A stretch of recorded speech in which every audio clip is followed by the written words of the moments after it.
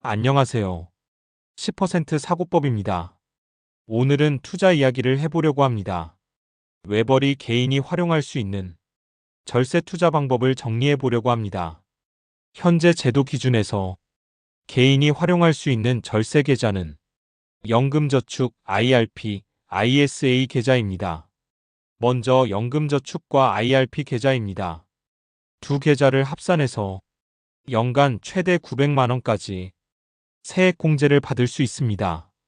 연금저축은 최대 600만 원까지, IRP는 연금저축을 포함해 합산 900만 원 한도 내에서 자유롭게 납입할 수 있습니다. 이 900만 원에 대해 소득에 따라 13.2% 또는 16.5%의 세액공제를 받게 됩니다. 다음은 ISA 계좌입니다. ISA 계좌는 연간 2천만 원, 최대 1억 원까지 투자할 수 있는 계좌입니다. ISA의 가장 큰 장점은 비과세와 분리과세, 그리고 과세이연 효과입니다. ISA는 3년 만기 후 연금계좌로 이전할 수 있는데, 이 경우 추가 세액공제 혜택도 받을 수 있습니다. ISA 만기 자금을 연금계좌로 이전하면 이전 금액의 10%가 추가 공제 대상 금액으로 인정됩니다. 이 추가 공제 대상 금액은 최대 300만 원까지입니다. 즉 3천만 원을 이전하면 300만 원이 세액 공제 대상이 되고, 실제 환급액은 약 40만 원에서 50만 원 수준입니다. 이 혜택은 3년마다 한 번 받을 수 있는 추가 혜택입니다. 그런데 외벌이를 하다 보니 한 가지 생각이 들었습니다. 배우자 계좌도 같이 활용할 수 있지 않을까? 확인해 보니 배우자 역시 연금저축과 ISA 계좌를 모두 개설할 수 있었습니다. 그래서 저는 배우자 명의로 연금저축 계좌와 ISA 계좌를 모두 만들었습니다. 먼저 제 계좌입니다. 연금저축과 IRP를 합쳐 연간 900만 원을 납입합니다. 이렇게 해서 세액공제 혜택을 최대 한도로 받습니다. 그 다음 여력이 있다면 배우자 연금저축 계좌에 최대 1,800만 원까지 납입할 수 있습니다. 배우자 연금저축 계좌는 제가 세액공제를 받지 않습니다. 그래서 이 계좌에 넣은 돈은 원금에 대해서는 언제든지 인출이 가능합니다. 저는 이 점을 활용해서 배우자 연금저축 계좌를 현금성 자산에 가깝게 활용하고 있습니다. 배우자 연금저축에 1,800만 원을 채웠다면 다음은 배우자 ISA 계좌입니다.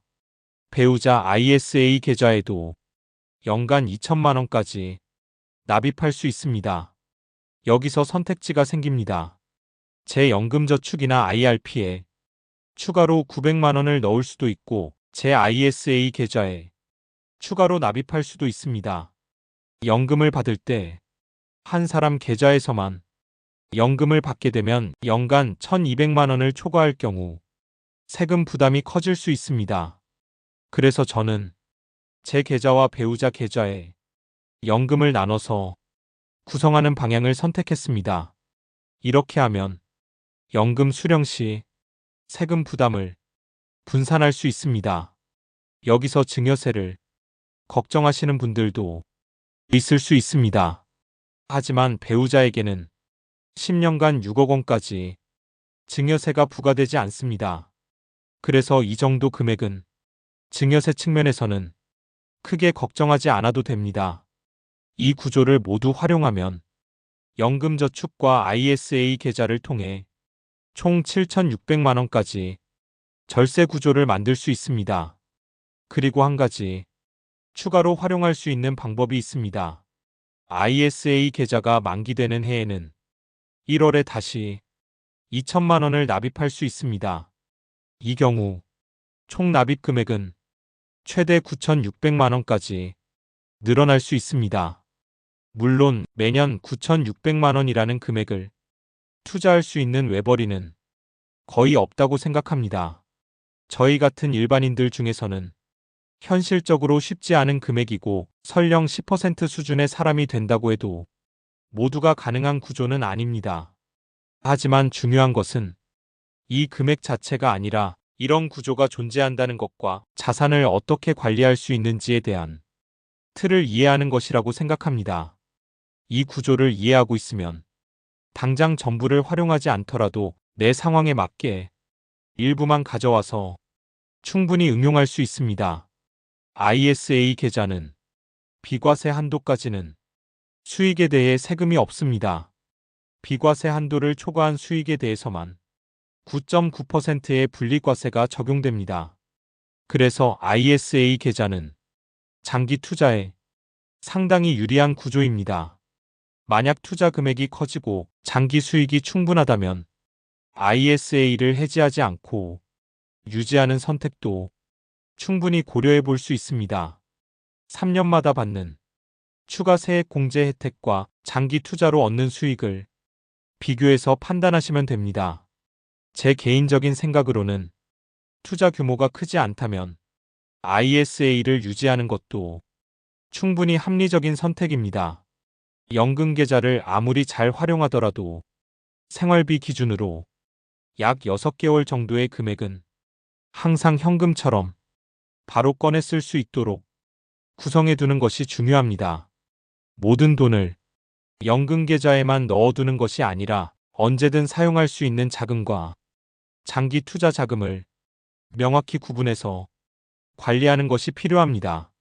세액 공제를 받은 돈과 받지 않은 돈을 구분해서 관리하는 것도 같은 맥락입니다.